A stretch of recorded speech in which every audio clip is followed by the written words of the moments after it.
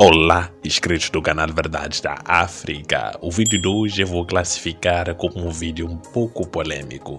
Vamos apresentar o único país africano que teve coragem de se assumir como capitalista em uma época em que todo mundo seguia como luz de fundo o socialismo. Vamos ver como é que esse país conseguiu se desenvolver.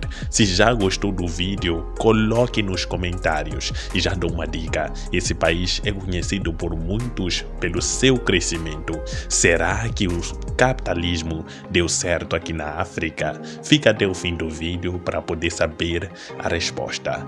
Este é o canal Verdades da África.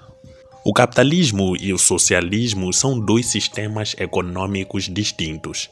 Enquanto o capitalismo defende a propriedade privada, o socialismo defende que os meios de produção devem pertencer ao Estado. No capitalismo, o grande objetivo é obter lucro para que a pessoa enriqueça. Por isso que muitos países capitalistas, como é o caso dos Estados Unidos, onde os meios de produção pertencem a pessoas privadas, existem bastante milionários. Já o socialismo defende o contrário, defende uma sociedade igual, em que todos recebem bens da mesma forma. Não sei se expliquei da melhor forma possível.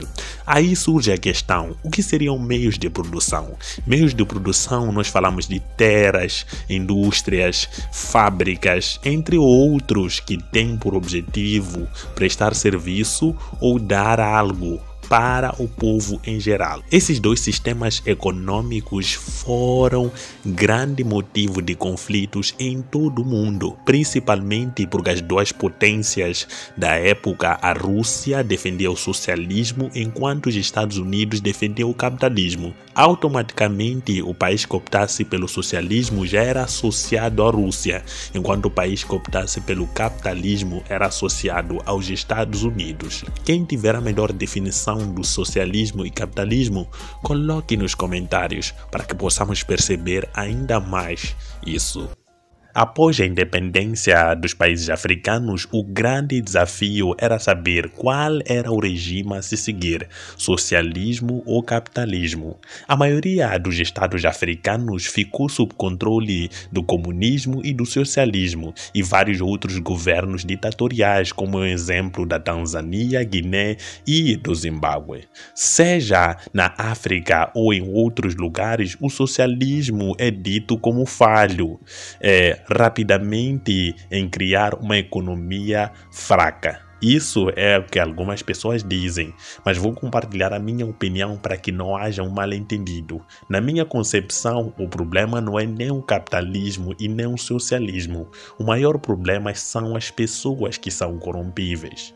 Todos esses sistemas no papel são sistemas perfeitos, mas quando são submetidos a um governo não dão certo. Hoje vamos trazer um exemplo de algumas análises feitas a um país que deu certo no capitalismo aqui na África. Continuando.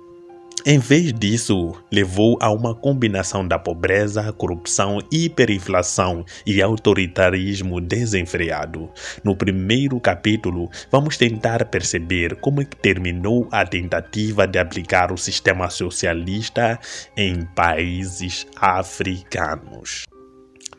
As políticas socialistas retiveram o potencial da África. Na teoria, esperava-se que um país como a Guiné se tornasse uma das nações mais ricas da África francófona.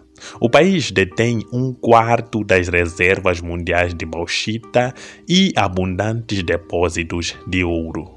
No entanto, devido às políticas socialistas mal aplicadas do governo, a Guiné estava gastando 1/3 dos seus ganhos em divisas apenas nas importações de alimentos em 1984. A Tanzânia socialista também foi atingida por uma crise alimentar em 1981, quando a produção das culturas básicas como milho e trigo caiu em quase 50%.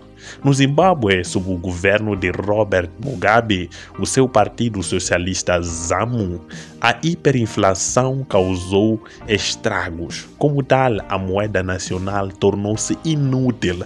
Só para terem noção, $1 naquela época equivalia a 758 bilhões da moeda usada em Zimbábue.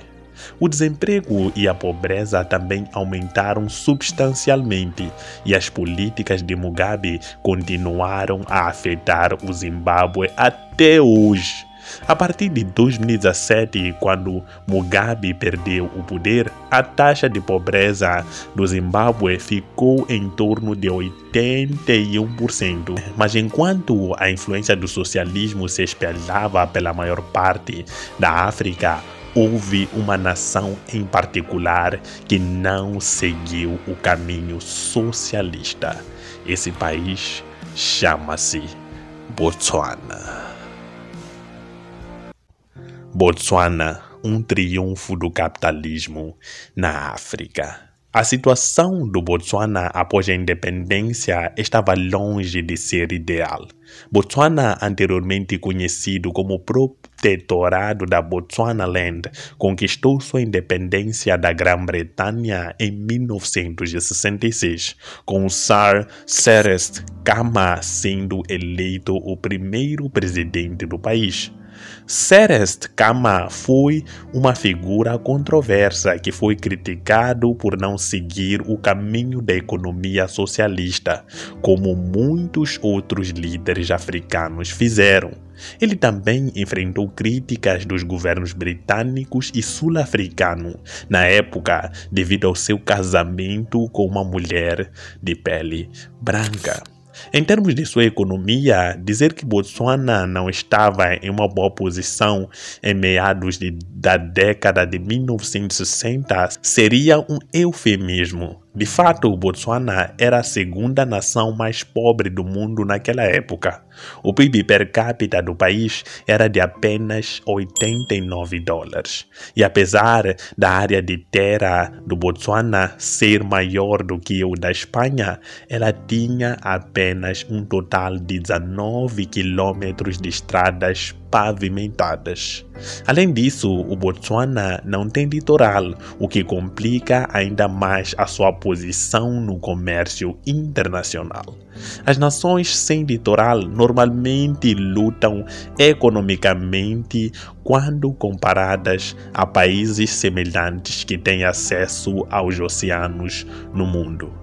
No entanto, contra todas as probabilidades, Botsuana passou de uma das nações mais pobres do mundo para uma das economias que mais crescem. Como isso foi alcançado, tem muito a ver com Botsuana ter abraçado o capitalismo, como acreditam alguns especialistas. Um triunfo do capitalismo que desafiou as probabilidades.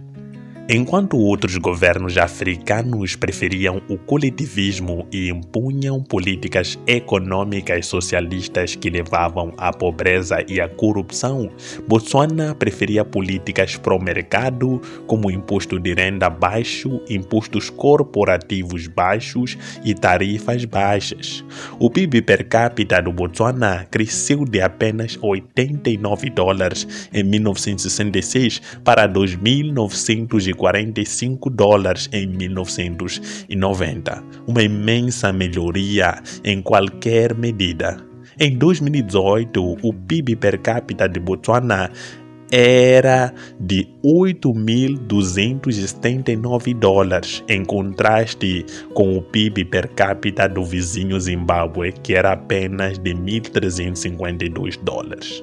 De 1965 a 1995, Botsuana registrou a taxa de crescimento econômico mais rápido do mundo. De fato, Botsuana representa um dos muitos exemplos de sistemas com maior liberdade econômica que superam os sistemas socialistas menos livres. Embora as pessoas muitas vezes critiquem o capitalismo como um sistema para a ganância, é importante considerar como o sistema socialista permitiu que figuras governamentais gananciosas e corruptas ficassem ricas às custas da população em geral. Hoje, embora ainda falho, Botsuana é um dos países mais livres e estáveis do continente africano. É também um dos poucos países de renda média na África subsaariana. Além disso, com o maior controle governamental sobre a economia em muitas partes do continente, levou à má gestão e à corrupção generalizada. Botsuana, com sua liberdade econômica, tem sido frequentemente classificada como um dos países menos corruptos de toda a África.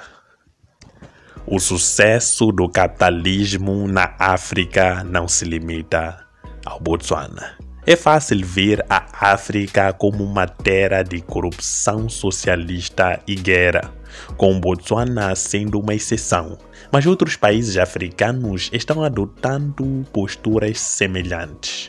Maurícias é outro país que se beneficiou muito das políticas econômicas de mercado amplamente livre. O país não tem impostos sobre ganhos de capital, baixa regulamentação e ocupa o primeiro lugar na África em facilidade de fazer negócios, ocupando a 13ª posição no ranking global, à frente de países como Austrália, Alemanha e Canadá. Isso fez das Maurícias uma das economias com melhor desempenho na África, com um PIB per capita de $11.209 e uma renda nacional bruta de cerca de $425.876 só em 2018. O sucesso econômico relativo das Maurícias contrasta com muitas outras nações africanas que têm muito mais recursos naturais, muito parecido com como Hong Kong se tornou um farol de prosperidade enquanto a China lutava. O Quênia e a Tanzânia compartilham uma fronteira, tornaram-se independentes na mesma época e têm tamanho semelhante em população e área de terra. No entanto, o Quênia tem um PIB per capita mais alto, maior renda nacional bruta per capita e maior poder de compra. Isso ocorre porque o Quênia acabou se tornando uma economia mais orientada para o mercado, enquanto a Tanzânia estava sujeita a uma ditadura socialista que nacionalizou empresas privadas e forçou as pessoas a trabalharem em fazendas coletivas. Se mais nações africanas começarem a adotar políticas de mercado livre, elas também poderão replicar o sucesso de países como Botsuana ou Maurícias em escapar da pobreza em direção ao crescimento econômico e maior prosperidade. Esse é o artigo que vim compartilhar hoje, que vem falar um pouco do sucesso de Botsuana no capitalismo africano. O que você acha? Será que o capitalismo é a solução para a pobreza na África? Será que o socialismo realmente falhou no continente africano? Essas são questões que só podemos responder na prática. Mas deixando minha opinião, eu acredito que nem o socialismo e nem o capitalismo. Nós devemos mudar a mentalidade do africano de acreditar que tudo é baseado na corrupção. E devemos incutir na mente do povo africano que ele por si só deve correr atrás de seus direitos e derrubar governos ditatoriais que só têm por objetivo encher os próprios bolsos através de atos corruptos. Olhar a África numa perspectiva africana. Deixe seu comentário, subscreva-se no canal Verdades da África. Até o próximo vídeo.